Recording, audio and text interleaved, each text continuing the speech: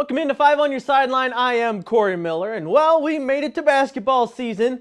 And with temps this low, not a moment too soon. However, we do have a bit of football state championship intrigue left in the St. Louis area.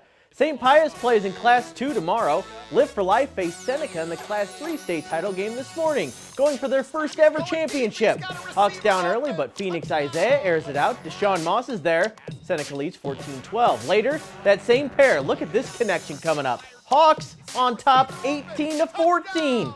Seneca took a second half lead, but Live for Life forced a fumble on the 1-yard line, down 7 with a minute left to give themselves a chance. However, it would come up just short. Hawks cannot tie it up as Seneca wins 33-26, ending a stellar season for Live for Life. Now to hoops. East St. Louis home opener celebrating 1,500 program wins pregame in front of a packed house as Jamison White and the Flyers hosted Edwardsville. Tigers would fire first from distance. Micah Butler. That's good for Edwardsville. Then J-Mo White getting into it. Little step back, little fade. Oh yeah, that's smooth. That's good for 2. Later on, White's going to dial up from distance as well. The Penn State commit gets that one to go for 3. Flyers kept on firing from 3. Terrion Webster. Yeah, that's good to go. But the shooting star of the first half was far and away Edwardsville's Brady Niemi. The man could not miss in the first half. Look at some of these long-distance bombs. He was sinking them left and right. Didn't matter if somebody was in his face. He was getting them to go. However, East St. Louis stood tall at home with a 68-60 victory. Collinsville hosting Alton at Fletcher Gymnasium. Nice early season Southwestern Conference battle. And the K-Hawks are ready from the tip-off. Literally. The tip goes right into DeAndre Brown's hands, and he gets things started for Collinsville. Later on, Jace Wilkinson going to drive, float, beat the shot clock for the K-Hawks. But here comes Alton. Samaj Stampley is one of the most electric players around. He converts on this wild shot right there for the Redbirds. Then, Alton expands their range just a little bit. Ryan Howard. That's good for 3 from the corner. It's going to be Stampley chipping in with a 3 of his own. Alton goes on the road, takes down Collinsville 65-43. Let's check out a Parkway battle. Central Colts on the road at the North Vikings. First for Central, Colin Applebaum is going to find Denelli January in the corner for 3 and the foul. That puts Central ahead. Next, it's North's Graham Bader knocking down a 3. He's pretty pumped up about it too. That cut into the Central lead. Colts still up when North's Josh Bankston gets the steal. He's going to finish on the other end to tie things up at 16 all.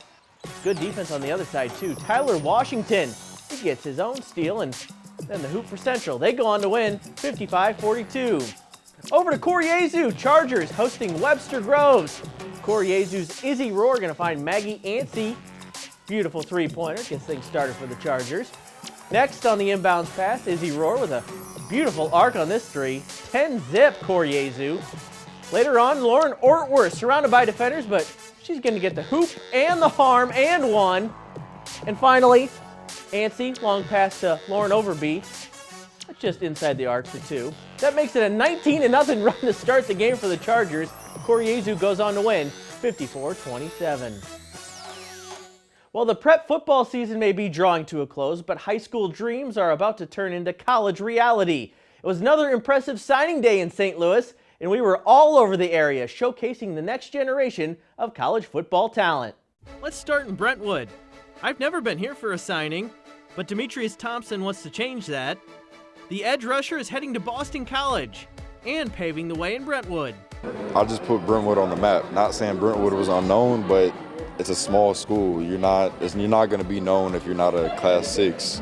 Being that person that did it from Brentwood High School just meant it means this much. Over in East St. Louis, signing day is always a crowded affair. 5 Flyers signed Wednesday, including receiver Cortez Rupert to an on-fire program at Indiana.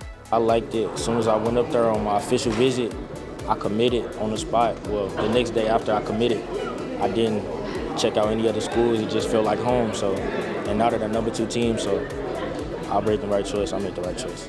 At CBC, the Cadets had 5 signees as well, including DB Nick McClellan, who's heading to Kansas State. Getting a great ball player, honestly. Getting guys to come out there, compete every Saturday, try to win a natty. That's our goal. Down ballast, DeSmet is used to signing day, and their dominant defensive lineman Titan Davis signed to become a Michigan man. They showed me the love, like, that I wasn't just another player to come through there. They showed me that I could be really good and, be the next Michigan man, as they say. So that's why I wanted to go there. Ladue had a duo sign on the line. Linebacker Mason Martin is going to Arizona State and wants more Rams to follow his lead. Start to show that, Ladue can bring out not just big wins in state, they can bring out Division I talent, and we show that as a public school. Cardinal Ritter turns out talent with the best of them under Coach Spain. Manny Ellis is bringing his touchdown prowess to Indiana State. It's just like Coach Spain, he doesn't just make great athletes, he makes a great man. I mean, all the hard work I put in, all the blood, sweat, tears I put in, it feels like it's all paying off. Across the river, Nick Hankins showed that the best talent in Illinois can go play for Brett Bielema and the Illini. The Belleville West DB is ready to wear the orange and blue. It was more so of getting the best opportunity where I know I could play and I know we could win. But knowing that it's real close to home, it's a good feeling. The celebrations rolled on into Thursday. Over at Kirkwood, Jameer Sloan signed to UNI, and the Illini added another big talent in safety Jacob Eberhardt. Eberhardt was born to play in Champaign, following in his dad's footsteps, and he has some big plans in store for his time with the Illini. It's about to be a long 4 years for everybody else. And I love to see it. We most definitely gonna make a staple in the Illinois legacy and in the history, man. We're gonna be some legends. That's all I'm gonna say. Also on Thursday, Mizzou's hard-hitting SLU linebacker Keenan Harris celebrated his signing to Columbia, along with 5 of his junior Billiken teammates headed to play in college. They just were on me since I was in 8th grade and just a youngin', and then they were on me, and then I just built those relationships with the coaches, and it's always a school that's close to home, man. It's always been a great program. And those were just the schools we could get to this week. Congrats to all the players who signed to continue their football careers.